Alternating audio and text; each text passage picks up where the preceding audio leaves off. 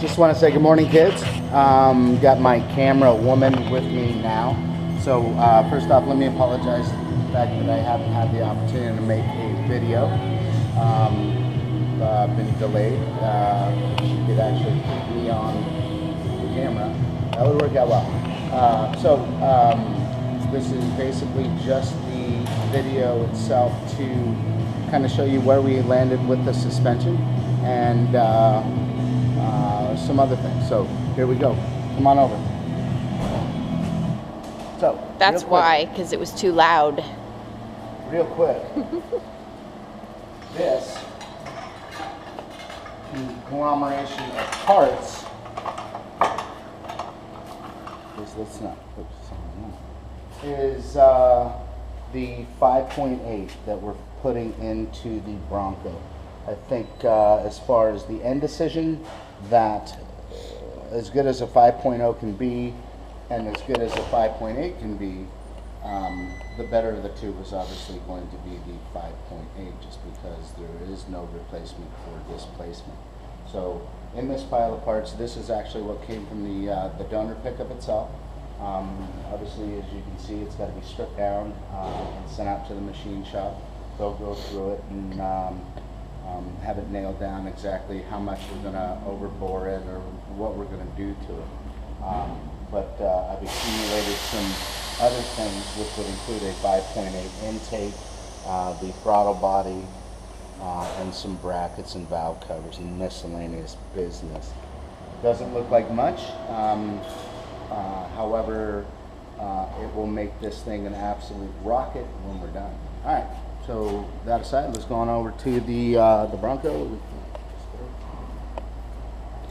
You get a tour of the shop as we walk over there. Sorry if the camera is not very steady. Why I don't have a whole lot of extra time to really do anything because of this.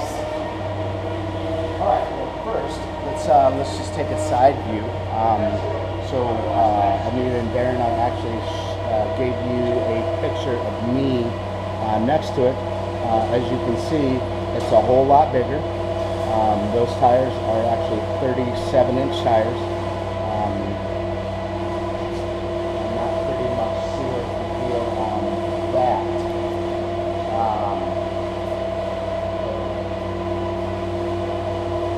It's a good look for me.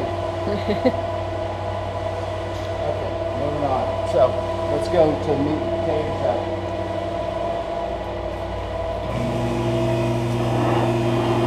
Actually, before we do, I just want to do this real quick.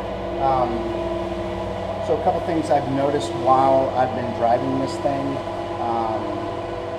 for the week and a half, 2 weeks, as I break in the front and rear differentials, because I needed to do that. I want all that taken care of before I move to phase 2, which is the motor and the powertrain itself. So I noticed one of which I'm not entirely in love with the sound from this thing, so I just want to show you what I don't like,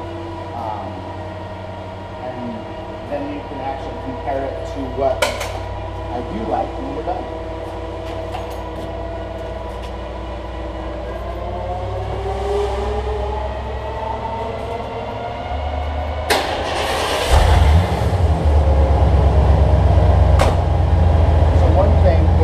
Delayed start, I suspect actually is coming from a fuel pump itself. I suspect that the fuel pump has the ability to make enough pressure, but not as much as this thing needs. So it actually has a extended crank that should be taken care of. I know it's hard to hear at this point because we've got the dyno going. We're actually smogging another Ford pickup, but as Randy comes down and gets a little closer, you can see why this sounds like a pile of poopy.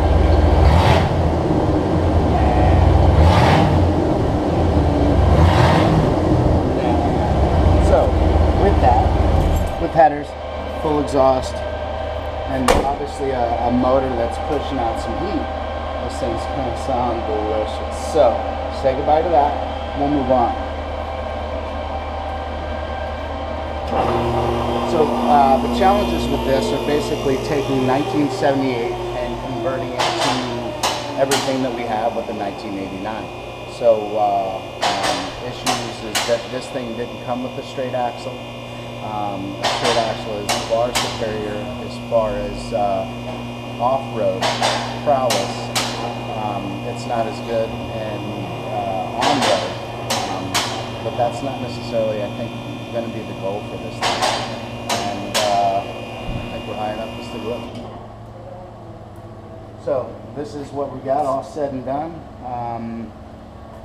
Those differentials that were sitting there, now stuffed under this thing, the necessary brackets, a remake of the existing track bar, and then all of the steering components were actually purchased for the swap itself. So that was made relatively easy. A couple other things I had to do with the differential. These are actually axle pitch shims, typically reserved for a rear end to raise the pinion angle or lower the pinion angle. They're actually steel. They've been drilled, and so these pockets don't sit too low like that and cause the coil to bow out, because that's what would be the issue with that. So that's done. It does have a little bit of bow this way, but that's pretty much what we have to deal with, just because the upper spring pockets are still 89. I'm not overly concerned about that, but you can see that we got the differential in. Had to make some modifications in regards to the lower cross member that had to be shaved down and just painted so it doesn't rust. And everything that I put my hands on will be painted, just because I don't want it to rust. Move around the side right behind the tire, but not before pointing. Oops, sorry about that, it's all dirty. But the black worn hubs, what? Nobody has that. And then the custom cut wheel centers for those hubs, so you could actually engage and disengage. We look up here, we actually have stainless steel brake lines. Got those Bilstein shocks too as well, they're pretty sexy. And then we just move back this way. We adapted the radius arm mounts to drop this arm to make it more stable, and there's more use of those axle pitch shims to make it a good solid base. I don't have a front driveline in it now because the suspension had to be taken care of, and it's not completely done. However, the suspension has to be completely done because the length of the driveline itself will actually change. Now, moving into the rear, with the length of the driveline, you can actually see that that accordion piece in the center of the driveline itself is pulled way out. There's probably not much of that driveline pushed together. But it's something I was brave enough to drive, just to, like I say, break in the gear set. So again, out back we've got the 9-inch new Bilsteins,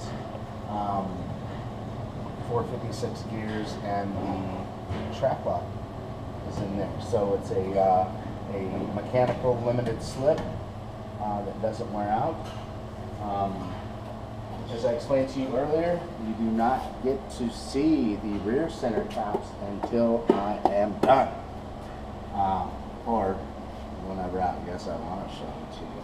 If we come over here, we can actually see what we ended up doing to obtain the lift necessary in the rear, and it's actually going to be these shackles here.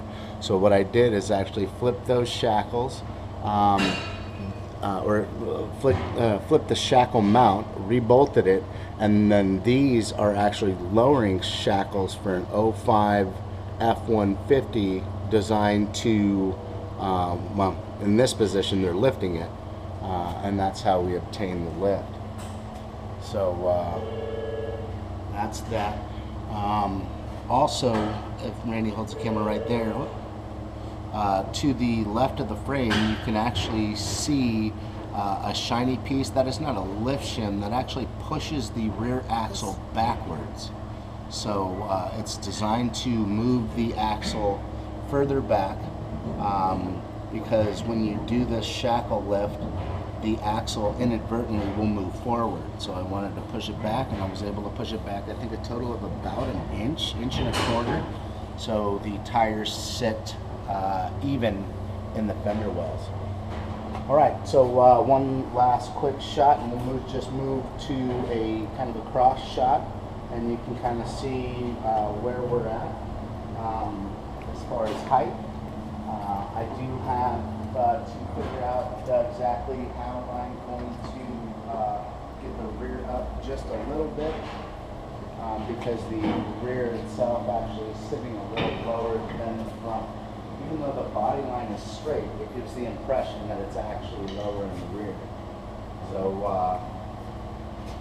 that's the Bronco. That's where we're at. Phase 2 has started. I wanted to get phase 1 wrapped up as much as possible. We're pretty much there. I've got a couple odds and ends that I need to work out as far as phase 1. And then we'll move to phase 2 and pretty much be building the engine for a rocket ship. So look forward to talking to you guys soon, and hope life is good. Bye.